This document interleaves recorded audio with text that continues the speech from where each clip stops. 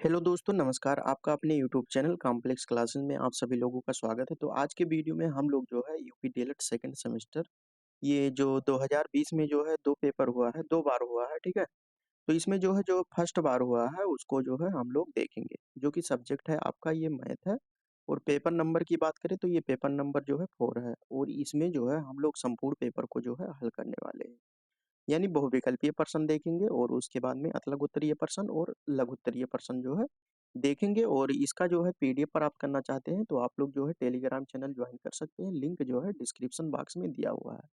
इसके अलावा भी जो है आप लोग इसका जो है यहाँ पे देख सकते हैं कि पेपर नंबर ये फर्स्ट है, इसका संपूर्ण बहुविकल्पीय प्रश्न और उसके बाद में महाकुंभ मैराथन जो चल रहा है वो अगर आप लोग नहीं देखें तो जो है जाकर देख सकते हैं। यहाँ पे देख सकते हैं विज्ञान का कंप्लीट हो गया है, गणित हो गया, यानी पेपर 1, पेपर 2, पेपर 3 और उसके बाद में गणित का जो ऑब्जेक्टिव प्रश्न है यहाँ पे देख सकते हैं संपूर्ण बहुविकल्पीय प्रश्न।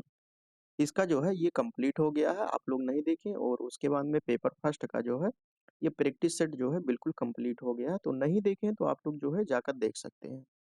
तो अभी तक जो लोग चैनल को सब्सक्राइब नहीं किए हैं सब्सक्राइब कर सकते हैं। तो चलिए हम लोग जो है यहाँ पे एक एक क्वेश्चन करके जो है ये मैथ का कंप्लीट सोल्यूशन देखेंगे। तो यहाँ पे देख सकते हैं ये जो है अगर हम बात करें तो ये आपका जो टाइमिंग रहता है पेपर का,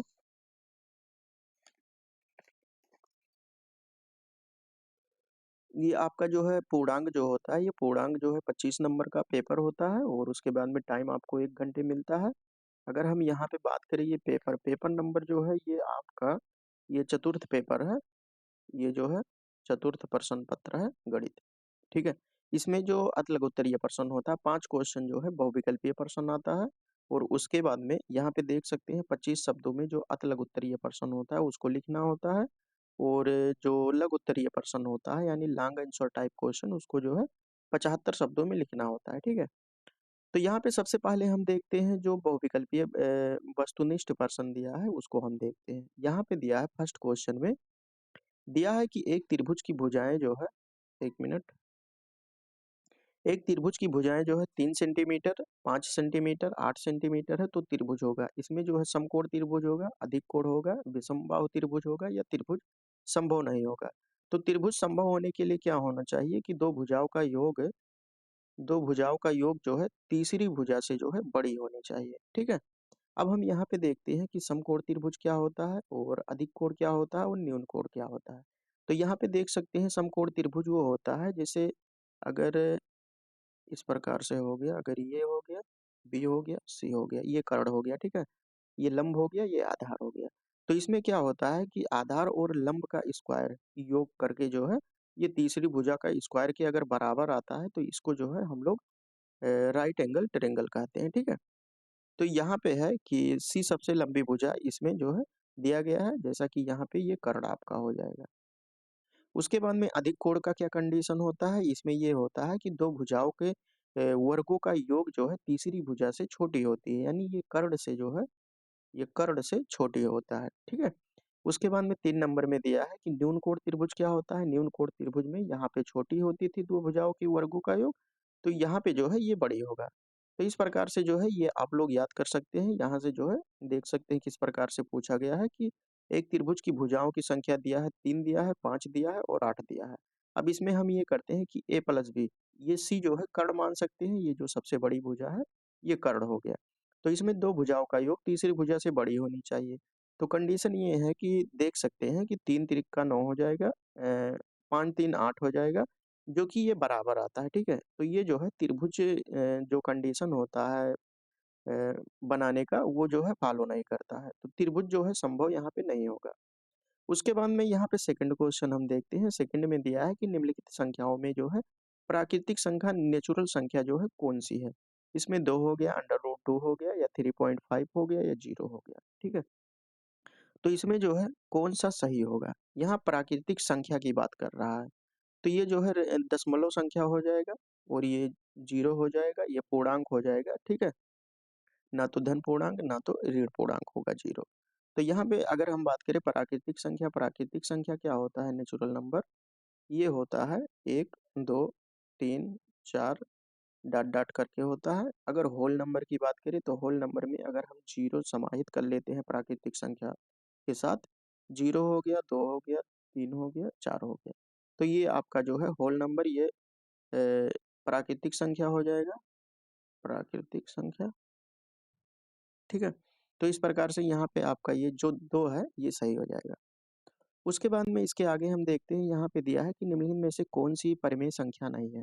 परिमेय संख्या का कंडीशन क्या होता है कि p बाई क्यू के रूप में लिखा रहे, लेकिन क्यू जो है इक्वल टू नॉट जीरो रहना चाहिए। ठीक है, तो यहाँ पे पाई पाई जो होता है ये अपरिमेय संख्या होता है, 22/7 जो होता है ये परिमेय संख्या है।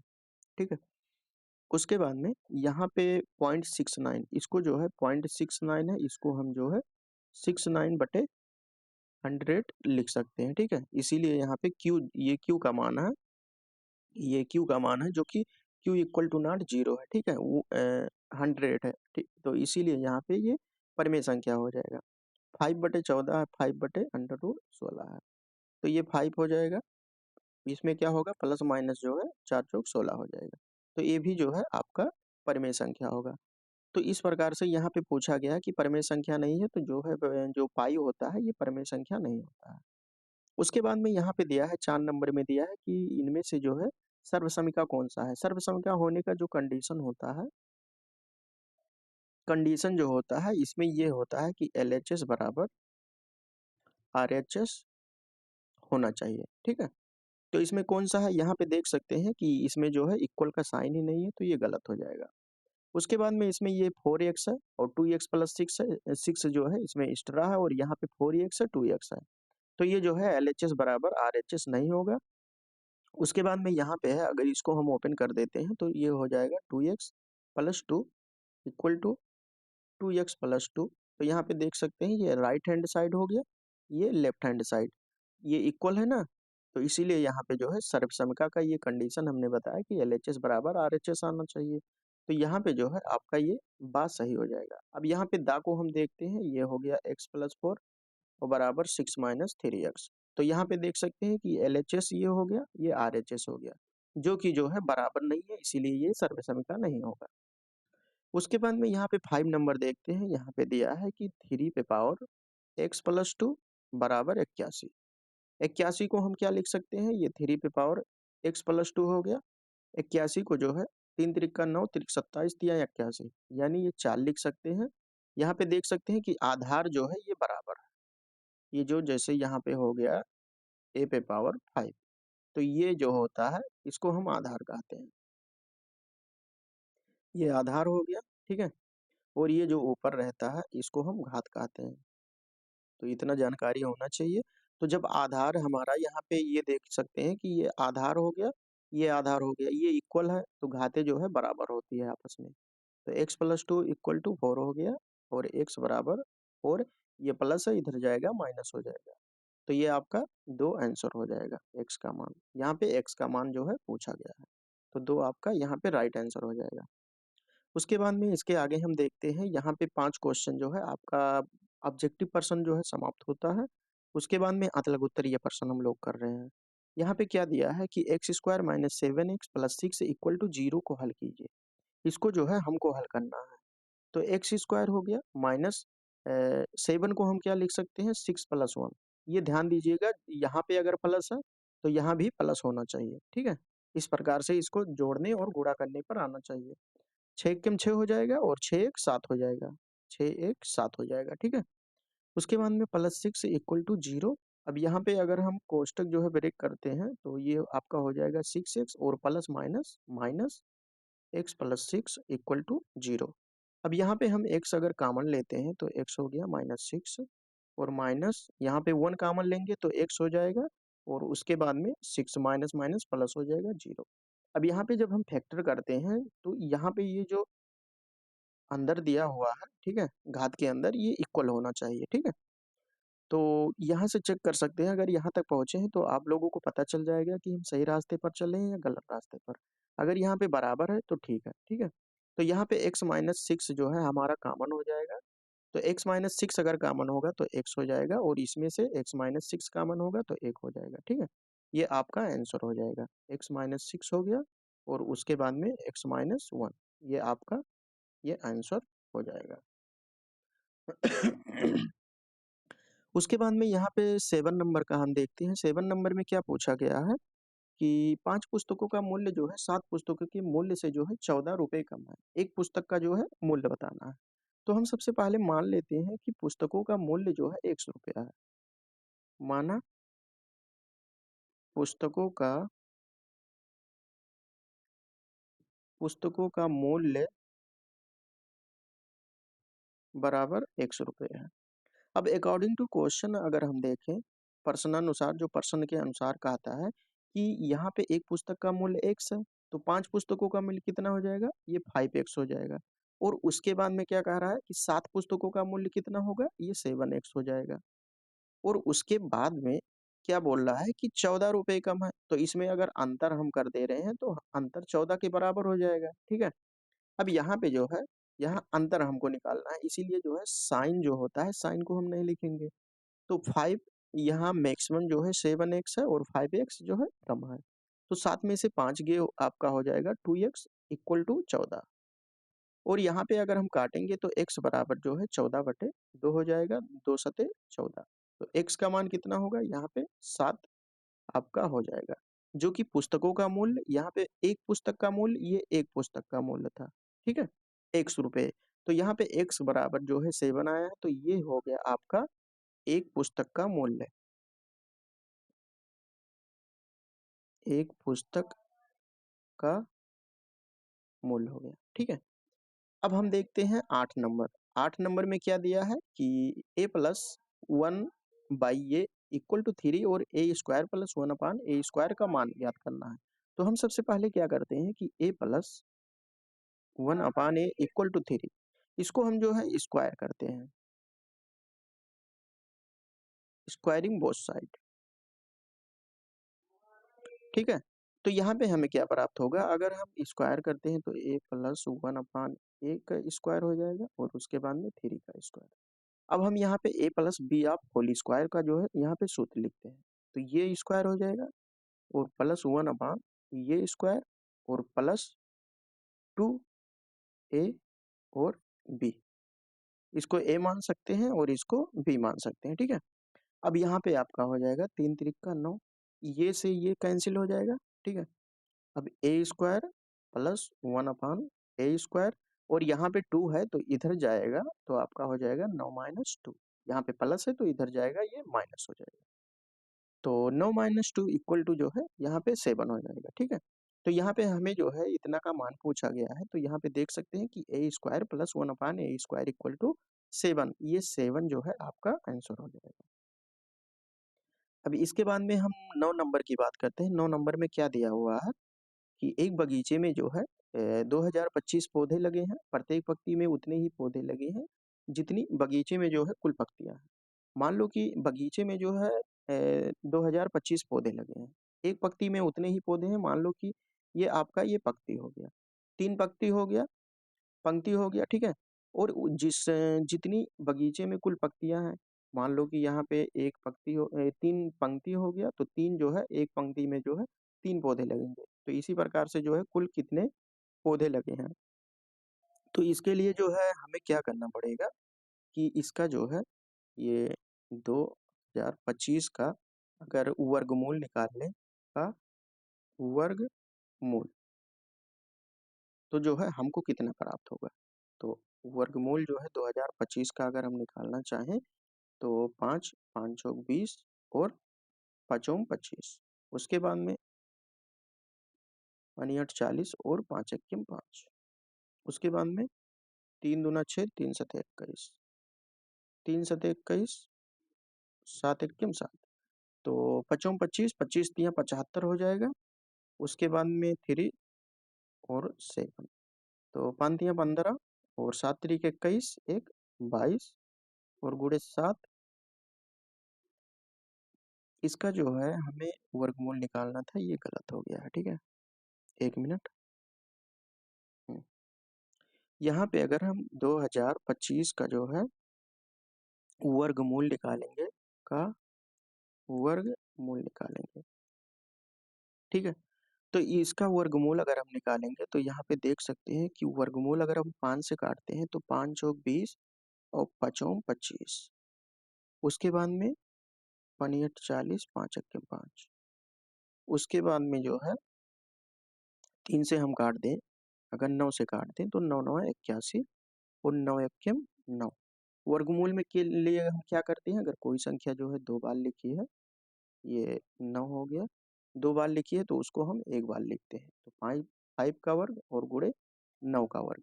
तो यहाँ पे हमारा जो वर्गमूल इसका होगा, इसका अगर हम वर्गमूल निकालेंगे तो 5 हो जाएगा और उसके बाद में यहाँ पे 9 हो जाएगा, तो 5 9 45 हो जाएगा। इतने जो है प्रत्येक पंक्ति में जो है कुल कितने पौधे लगेंगे, तो प्रत्येक पंक्ति में जो है 45 पौधे लगेंगे। उसके बाद में यहाँ पे 10 नंबर की हम बात करते हैं। 10 नंबर में क्या दिया है कि एक पुस्तक का मूल्य इतना दिया है, तो इसी प्रकार जो है इतना पुस्तकों का मूल्य। मान लो कि एक पुस्तक का मूल्य अगर हम एग्जाम्पल में देख लें, जैसे एक पुस्तक का मूल्य 5 रुपये दिया है, तो 10 पुस्तक का मूल्य ज्ञात करने के लिए 10 से गुणा करेंगे तो 50 रुपये हो जाएगा। इसी प्रकार से यहाँ पे एक पुस्तक का मूल्य जो है आपका 5x² प्लस 2x प्लस 1 दिया है, ठीक है। और उसके बाद में हमको जो है ये 2x प्लस 5 का पुस्तकों का मूल्य ज्ञात करना है, ठीक है। इतनी ये संख्या दिया है, तो इससे जो है हम अगर गुणा कर दें तो यहाँ पे प्राप्त हो जाएगा, ठीक है। तो यहाँ पे अगर हम गुणा करते हैं तो ये 2x प्लस 5 इधर लिख सकते हैं और 5x² प्लस 2x प्लस 1। तो इसको हम यहाँ पे अगर ये इस प्रकार से हम करते हैं कि 5x² एक बार इसमें जो है गुणा होगा और उसके बाद में प्लस 5, ये जो 5 है इस एक बार इसमें गुणा होगा।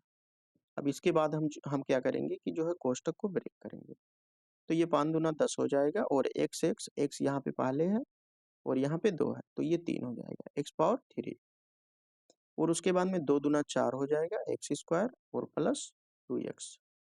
अब यहाँ पे ये कोष्टक ब्रेक करेंगे तो जो है 5 25 x² और प्लस 5 दूना 10x और प्लस 5 एक्के 5। अब यहाँ पे अगर कुछ कैंसिल हो रहा है तो कैंसिल करिए। ये 4x² है, बराबर जिसकी घातें होती है जुड़ जाता है, तो 25 और 4 29 हो जाएगा और उसके बाद में यहाँ पे x है x, तो 10 2 12x हो जाएगा और उसके बाद में यहाँ पे 5 हो जाएगा। तो ये आपका जो है ये पुस्तकों का मूल्य जो है 2x प्लस 5 पुस्तक का मूल्य यहाँ पे आपको ज्ञात हो गया है। उसके बाद में हम 11 नंबर की बात करते हैं। 11 नंबर में क्या दिया है कि -1/2 तथा 5/4 के मध्य जो है 2 समदूरस्थ संख्या ज्ञात कीजिए। जैसे मान लो कि यहाँ पे a है और b है। अब इसमें समान दूरी पर ज्ञात करना है, तो इसका जो है मध्य बिंदु हमें ज्ञात होना चाहिए। तो मध्य बिंदु के लिए हम क्या करते हैं कि मध्य बिंदु के लिए हम क्या करते हैं, मान लो कि यम हो गया, मध्य बिंदु के लिए a प्लस b/2 हम करते हैं, ठीक है। तो मध्य बिंदु अगर हमको यहाँ पे मान लो कि ये c ज्ञात हो गया है। अब c के बीच में अगर हम मध्य बिंदु ज्ञात करेंगे तो इसके लिए हम क्या करेंगे, c और b के बीच में मध्य बिंदु ज्ञात करने के लिए हमको यहाँ पे करना पड़ेगा कि c plus b equal to 2। तो इसी प्रकार से सेम जो है यहाँ पे जो है आपको करना पड़ेगा। तो यहाँ पे -1/2 हो गया और उसके बाद में 5/4 हो गया। इसका अगर हम मध्य बिंदु ज्ञात करें, यहाँ पे 2 समदूरस्थ संख्याएं समान दूरी पर स्थित जो है संख्याओं को ज्ञात करना है। तो पहली समदूरस्थ संख्याएं, तो इसका अगर हम मध्य बिंदु ज्ञात कर ले यहाँ पे, तो यहाँ पे इतनी दूरी जो समान होगा और इतनी दूरी जो समान होगा ये समान होगा, ठीक है। अब इसका हम क्या करेंगे कि ये हो गया और ये हो गया, तो यहाँ पे इसका जो है मध्य बिंदु हम ज्ञात करेंगे। तो 5/4 हो गया, मध्य बिंदु के लिए क्या करते हैं कि योग कर देते हैं दो संख्याओं का और बटे 2 हो जाएगा। तो यहाँ पे हमें क्या प्राप्त होगा, 5/4 और प्लस प्लस माइनस माइनस 1/2। यहाँ पे अब क्या होगा कि ये 4 हो जाएगा और उसके बाद में ये 5 हो गया और माइनस 2 दूना 4 और 2, तो 5 में से 2 गए 3/4 और बटे 2। अब यहाँ पे हमको जो प्राप्त होगा ये 3 हो गया, 3/4 और गुणे 1/2, तो हमको क्या होगा 3/4 दूना 8। ये एक संख्या ये मध्य संख्याएं हो जाएगी और उसके बाद में अब हम क्या करेंगे, ये पहली जो है समदूरस्थ संख्या है, दूसरी हम किस प्रकार से ज्ञात करेंगे, ये आपका ये मध्य संख्या 3/8 हो गया। अब इसमें इसको लेकर ज्ञात कर सकते हैं या इसको लेकर। तो हम क्या करते हैं, इसको और इसको लेकर ज्ञात कर सकते हैं, ठीक है। तो दूसरी जो है 3/8 और 5/4 को हम लेकर अब इसके मध्य में संख्याएं ज्ञात करते हैं। तो क्या करेंगे, उसी प्रकार से जो है 3/8 और प्लस 5/4/2 ये मध्य संख्या जो है ज्ञात कर लेंगे। तो यहाँ पे हमें क्या ज्ञात होगा कि 8 हो गया और ये 3 हो गया, प्लस 4 दूना 8, 5 दूना 10 हो जाएगा, 2 हो गया। अब यहाँ पे हमें क्या प्राप्त होगा कि 10 3 13, 13/8 और गुणे 2, तो आपका हो जाएगा 13/8 दूना 16। तो एक संख्या यह हो गया, एक संख्या ये हो गया जो कि -1/2 तथा 5/4 के मध्य जो है समदूरस्थ संख्याएं हैं। तो इस प्रकार से हमने ये ज्ञात किया। अब इसके आगे हम देखते हैं कि क्या दिया है, कि यहाँ पे आप देख सकते हैं इसका जो है गुणनखंड ज्ञात करना है। तो गुणनखंड ज्ञात करने के लिए हम क्या करेंगे कि इसमें आप देख सकते हैं जो क्वेश्चन दिया है इसमें हम x, यहाँ पे x कॉमन हो जाएगा क्योंकि जो है यहाँ पे पावर x है, यहाँ पे x है। तो हम क्या करेंगे, इसमें x और y अगर हम कॉमन लेंगे तो x क्यूब हो गया और माइनस y क्यूब हो गया, क्योंकि यहाँ पे x निकला है और उसके बाद में y का एक पावर कम हो जाएगा, ठीक है। अब यहाँ पे ए क्यू माइनस बी क्यू का जो है आपका सूत्र लगा लगा सकते हैं।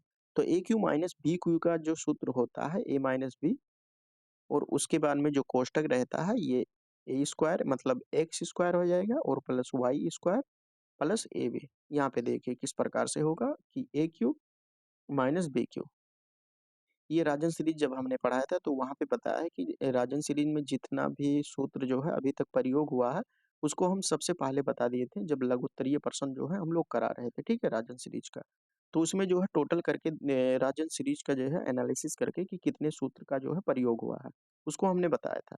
तो यहाँ पे देख सकते हैं कि A Q minus B Q का जो सूत्र होता है ए माइनस बी हो जाएगा और उसके बाद में ये स्क्वायर प्लस बी स्क्वायर और प्लस ए बी हो जाएगा, ठीक है। अगर यहीं पे जो है ए क्यूब प्लस बी क्यूब होता तो आपका होता यहाँ पे ए प्लस बी और उसके बाद में ए स्क्वायर प्लस बी स्क्वायर, यहाँ पे केवल माइनस ए बी हो जाता, ठीक है। अब ये ध्यान रखिएगा जब माइनस होता है तो यहाँ पे ये कोष्टक के बाहर जो कोष्टक वाला होता है इसमें जो है माइनस होता है, और जो प्लस होता है प्लस में ये कोष्टक के अंदर जो माइनस ए बी होता है, ठीक है। तो इसको ध्यान रखिएगा। तो यहाँ पे जो है इस प्रकार से ये आपका ये गुणनखंड हो गया, ये गुणनखंड आपका ये प्राप्त हो गया। अब 13 नंबर देखते हैं, 13 नंबर में क्या दिया हुआ है। यहाँ पे एक वर्गाकार मैदान की एक भुजा जो है इतना मीटर लंबी है, यदि मैदान के अंदर चारों ओर 2 मीटर, यहाँ पे देख सकते हैं कि इस प्रकार से जो है आपका ये मैदान हो गया। सवाल को समझिए पहले।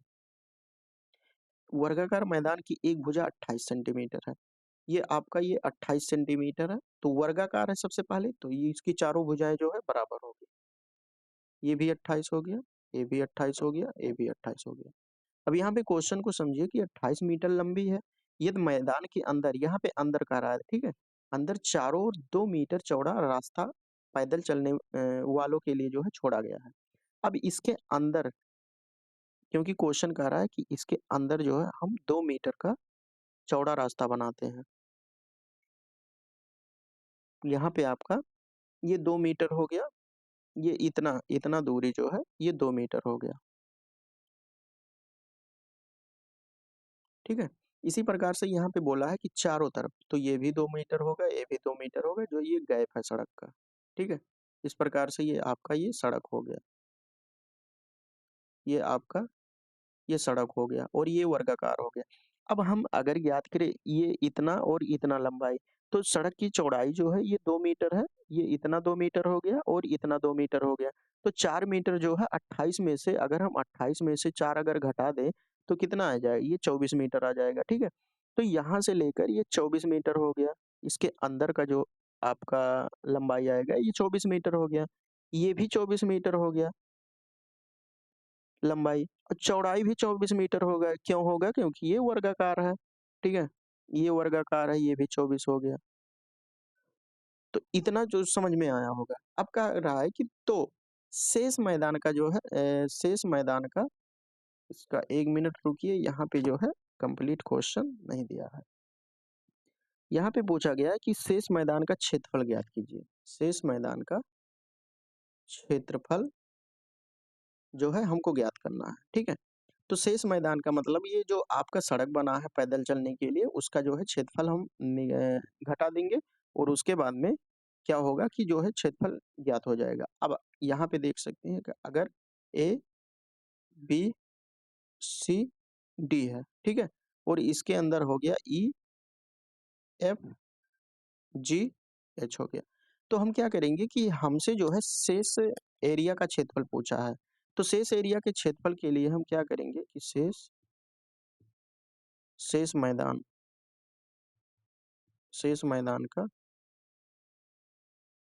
क्षेत्रफल। तो शेष मैदान का क्षेत्रफल अब यहाँ पे देख सकते हैं कि इसका भुजा जो है ये 24 है। इस प्रकार से जो है शेष मैदान का क्षेत्रफल ये 24 है, ये 24 है, ये 24 है, ये 24 है। तो एग्जामिनर वहाँ पे समझ जाएगा कि इस बच्चे को जो है आ रहा है क्योंकि ये फिगर से जो है सब कुछ बना दिया है। अब हम इस प्रकार से याद करें कि ये सड़क को लेकर जो है सड़क के साथ जो है वो मैदान का क्षेत्रफल, उसके बाद में उसमें से घटाएं तो वो जो है लंबा हो जाएगा, वैसे भी आप लोग लगा सकते हैं। तो शेष मैदान का क्षेत्रफल यहाँ पे आप लिख सकते हैं, ठीक है। तो 24 ये है, तो 24 का जो है स्क्वायर हो जाएगा क्योंकि ये जो है आपका वर्ग है, ठीक है। तो 24 का स्क्वायर करेंगे तो 576 आपका ये आंसर होगा, ठीक है। ये सेंटीमीटर में दिया है क्या है, ये मीटर में है। तो आपका 576 मीटर स्क्वायर, क्योंकि एरिया है तो स्क्वायर हो जाएगा, तो इस प्रकार से 576 आंसर हो जाएगा, ठीक है। अब उसके बाद में इसके आगे हम देखते हैं, यहाँ पे दिया है दो समरूप त्रिभुजों का परिमाप 40 सेंटीमीटर और 50 सेंटीमीटर दिया है, पहले और दूसरे त्रिभुज के क्षेत्रफल का अनुपात ज्ञात कीजिए। तो क्षेत्रफल बराबर क्या होता है कि एरिया एरिया टू, ठीक है। समरूप त्रिभुज अगर है तो ये परिमाप जो होता है पेरीमीटर, इसका जो है आपका वर्ग के बराबर होता है। तो परिमाप का अनुसार 40 और 50 दिया है तो यहाँ पे 40 हो जाएगा और ये 50 हो जाएगा, ठीक है। अगर इसका हम वर्ग कर दें तो वर्ग करेंगे तो 4 चौक एक एक ये कट गया, तो 4 चौक 16 और 5 25, इसका आपका हो जाएगा एरिया का अनुपात 16 अनुपात है 25 हो जाएगा, ठीक है। ये आपका आंसर हो जाएगा, 2 नंबर यहाँ से प्राप्त हो गया। उसके बाद में इसके आगे हम देखते हैं, यहाँ पे दिया है कि 671 781 और 1441 का भाग विधि से जो है इसका मासा ज्ञात करना है। तो ये आपके सिलेबस में दिया है, ठीक है। अगर नहीं पढ़े हैं तो इसको जो है आप लोग पढ़ लीजिए। यहाँ पे दिया है 671, तो सबसे पहले हम दो संख्या लेकर जो है यहाँ पे छोटे से बड़े में भाग देते हैं। तो 671 अगर हो गया, यहाँ पे ये दो संख्या हम लेते हैं तो 671 भागे 781, इसको एक बार अगर ले जाएंगे तो ये आपका हो जाएगा 671। आपका यहाँ पे ये 0 हो गया, 8 में से 7 गए 1, 7 में से 6 गए 1, तो इस प्रकार से ये 110 हो गया। अब 110 में से जो है 671 जब तक कट ना जाए, अगर 6 बार ले जाएं तो ये 11 छक्का 66, ये 0 हो जाएगा, 1 हो जाएगा 1।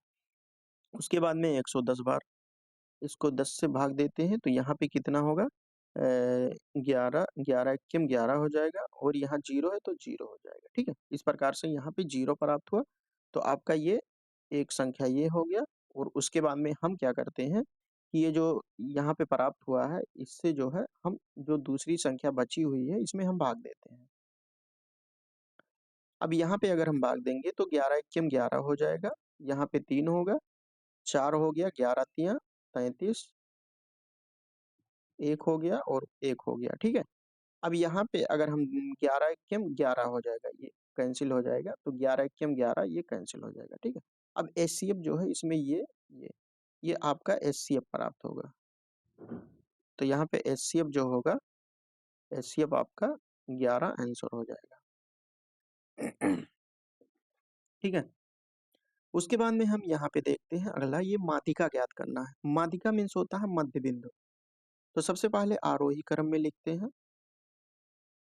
ये जो प्रेक्षक डाटा दिया है आरोही क्रम में हम लिखते हैं। तो आरोही क्रम में लिखने 4 हो गया, 5 हो गया, 7 हो गया, 9 हो गया, 10 हो गया, 11, 12, 15 और 16। यहाँ पे डाटा कितना दिया, 1 2 3 4 5 6 7 8 9, 1 2 3 4 5 6 7 8 9, एक कम पड़ रहा है तो यहाँ पे 4 हो गया, उसके बाद में 5 हो गया, 4 हो गया, 5 हो गया, 7 हो गया, और यहाँ पे 9, 9 नहीं दिया हुआ है, ठीक है। तो इसमें क्वेश्चन में जो है ये अगर हम यहाँ पे 9 कर दें तो सही हो जाएगा, क्योंकि यहाँ पे यहाँ से काटे या यहाँ से काटे। तो चलिए इसमें जो है हम लोग 9 कर दे रहे हैं, ठीक है। अब यहाँ पे हो गया 3 3 6 और 3 9, 3 3 6 3 9, ठीक है। सवाल तो समझ में आएगा। अब यहाँ पे हम देखते हैं कि ये सम है या विषम है। तो 1 2 3 4 5 6 7 8 9, तो यन का मान जो है आपका ये 9 है, जो कि 8 नंबर है। ये विषम है। तो विषम के लिए क्या सूत्र लगता है कि माध्यिका बराबर n+1/2। तो n+1/n का मान 9 है और +1/2। तो 9 1 10 हो जाएगा, 2 हो गया, और इसमें क्या होगा, 2 पंचे 10। तो पांचवा पद क्या होगा इसमें, इधर से लेंगे तो 1 2 3 4 5, ये आपका जो 10 होगा, ये 10 आपका इसकी माध्यिका होगी, ठीक है। अगर यहीं पे अगर 9 नहीं होता, ठीक है, तो 9 नहीं होता तो हमको क्या प्राप्त होता। नहीं देखो, अगर ये यन का मान जो है, यन का मान अगर सम होता 8 होता, ठीक है, तो 8 जब होता ये आपका सम हो जाता। तो सम के लिए हम क्या करते हैं माध्यिका में, ये आप लोग सूत्र याद कर लीजिए। इसमें केवल हम n/2 करते हैं, तो 8 है तो 8/2, 2 चौक 8। तो यहाँ पे जो चौथा पद होता, ठीक है, चौथा पद होता वही जो है इसका माध्यिका होता। अब यहाँ पे हम 17 नंबर की हम बात करते हैं। 17 नंबर में क्या दिया है कि एक आयत की लंबाई उसकी चौड़ाई से 5 सेंटीमीटर अधिक है। तो इस प्रकार से यहाँ पे देखिए, जैसे यहाँ पे है एक आयत की लंबाई उसकी चौड़ाई, एक आयत हो गया, हमने एक आयत लिया। अब इसमें क्या कह रहा है कि चौड़ाई से जो है 5 सेंटीमीटर, चौड़ाई सबसे पहले हम x मानते हैं, और इसकी लंबाई क्या हो जाएगी, 5 सेंटीमीटर अधिक है। तो 5 सेंटीमीटर अधिक है तो x+5 हो जाएगा, ठीक है। अब इसका जो है परिमाप का मान दिया है 26। जो परिमाप का मान दिया है 26, तो परिमाप बराबर क्या होता है, आयत का परिमाप बराबर आपका हो जाएगा ये 2 लंबाई प्लस चौड़ाई, क्योंकि परिमाप मान लो कि ये वर्ग है, ये आयत है, इसके जो चारों ओर की लंबाई होगी, टोटल लंबाई वही परिमाप होता है। तो परिमाप यहाँ पे 26 हमें दिया है, और ये 2 हो गया, और उसके बाद में लंबाई का मान x+5 हो गया, और चौड़ाई का मान x है, ठीक है। यहाँ पे इस प्रकार से काट सकते हैं, 2 1 2 2 3 6, ये 13 इक्वल टू x 2x हो जाएगा और +5 हो जाएगा, ठीक है। अब यहाँ पे जो है ये 13 +5 है तो ये -5 हो जाएगा इक्वल टू 2x। तो 13 में से 5 गए, कितना होगा 7, यहाँ पे हो जाएगा 8, और उसके बाद में 2x, 2 से 2 कट जाएगा चौक के, तो x बराबर आपका 4 आएगा। अब यहाँ पे अगर हम लंबाई की बात करें, आपका लंबाई कितना होगा, x+5 है, ये लंबाई हो गया, ये चौड़ाई हो गया। तो लंबाई का मान जो है x का मान 4 हमने निकाला, तो यहाँ पे आपका हो जाएगा 5 4 9 हो जाएगा। और उसके बाद में अगर हम चौड़ाई की मान ज्ञात करें, तो चौड़ाई x है तो x का मान 4 है, तो 4 आपका यहाँ पे यूनिट सेंटीमीटर में दिया है, तो सेंटीमीटर ये हो जाएगा, ये सेंटीमीटर हो जाएगा, ठीक है।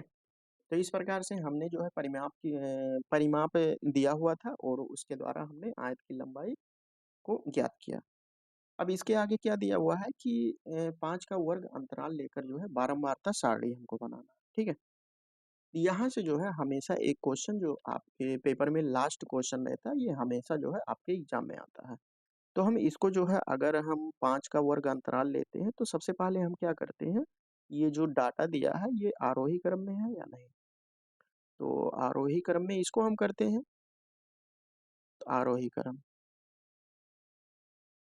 आरोही क्रम में करेंगे तो ये आपका हो जाएगा 2, 4 हो जाएगा, 8 हो गया, 11 हो गया, 14, 16, 20, 28, और उसके बाद में 25 होगा, 40 होगा, 30 होगा, और 48 होगा, ठीक है। तो ये आपका आरोही क्रम हो गया। और वर्ग अंतराल कितना कह रहा है कि वर्ग अंतराल, तो वर्ग अंतराल की अगर हम बात करें तो वर्ग अंतराल आपको 5 का वर्ग लेना है। तो सबसे पहले हम देखते हैं वर्ग अंतराल, यहाँ पे हम सारणी बनाते हैं। तो ये आपका वर्ग अंतराल हो गया। और उसके बाद में यहाँ पे हम मिलान चिन्ह या टैली चिन्ह लिखते हैं, ठीक है। उसके बाद में यहाँ पे बारंबारता, इससे जो है दो क्वेश्चन आता है, बारंबारता और एक आता है संचयी बारंबारता, ठीक है। तो संचयी बारंबारता 2023 में आया था, तो वहां पे जो है हम लोग समझ लेंगे। तो यहाँ पे जो है आपको 0 से 5, 5 का वर्ग अंतराल देना है, तो 0 से आपका ये 5 हो जाएगा।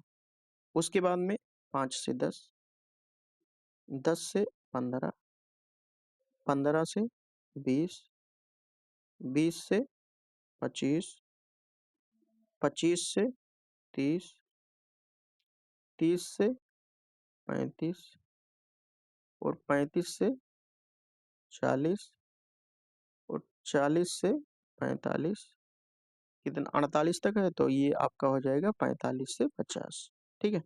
अब यहाँ पे हम देखते हैं 0 से 5, 0 से 5 जो कि 4 है, 2 है और 4 है, तो यहाँ पे मिलान चिन्ह आपका हो जाएगा, ये 2 हो जाएगा, ठीक है। 1 मिनट,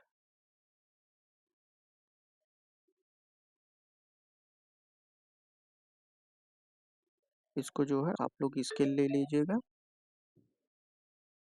15 से 20।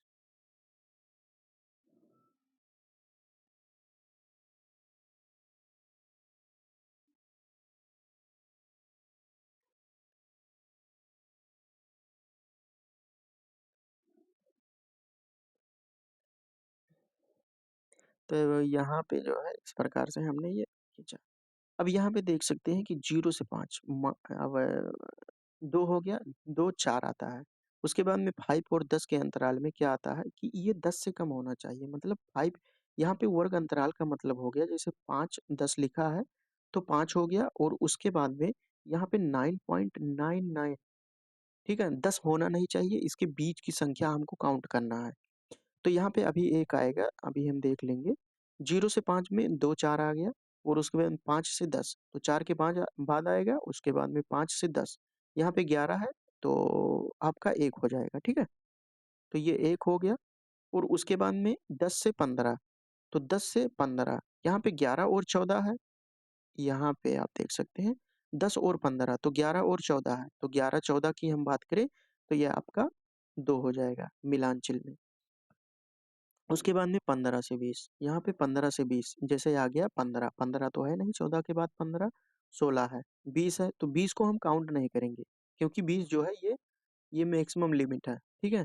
जो परिसर इसमें दिया है ये मैक्सिमम लिमिट है, उसके पहले देखेंगे, जैसे यहाँ पे 20 हो गया, 20 कहाँ पे है, ये 15 से 20 है, 15 से 20। तो हमको क्या देखना है कि 15 से लेकर 19.99 तक देखना है, ठीक है।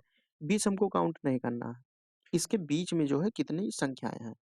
तो 15 से 20, 15 से 20 की बात करें तो 15 से 20 1 होगा। उसके बाद में 20 से 25 हो गया, तो यहाँ पे 20 हो गया, और यहाँ पे 20 से 25 ये 28 भी है, तो 28 को जो है हम यहाँ पे आरोही क्रम में जब लिख रहे थे, तो यहाँ पे 28 को जो है हमको इधर लिखना चाहिए था, ठीक है।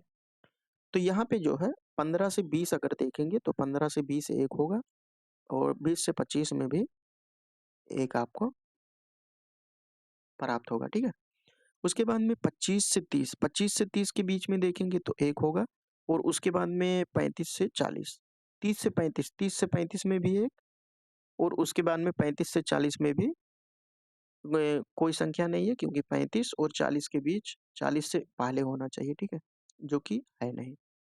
उसके बाद में है 40 से 45 के बीच में भी 1 है, और उसके बाद में 45 से 50 यहाँ भी 1 है, ठीक है।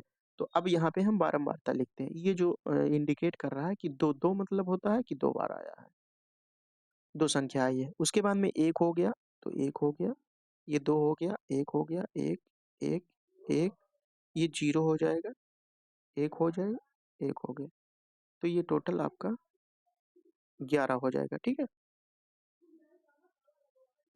बारंबारता सारणी जो है 11 हो गया, ये आपका आंसर हो गया, ठीक है। तो इस प्रकार से जो है टोटल क्वेश्चन 18 आता है, 18 क्वेश्चन जो है हम लोग कंप्लीट कर चुके हैं। इसका जो है अगर पीडीएफ प्राप्त करना चाहें तो आप लोग टेलीग्राम चैनल से जुड़ सकते हैं, वहाँ पे आप सभी लोगों को पीडीएफ जो है आसानी से प्राप्त हो जाएगा। और अगर आप लोग मैराथन क्लास नहीं देखें तो चैनल पर जाकर जो है देख सकते हैं। प्रीवियस ईयर पेपर जो है बिल्कुल कंप्लीट हो चुका है। यहाँ पे मैथ का जो है बचा हुआ था, ठीक है।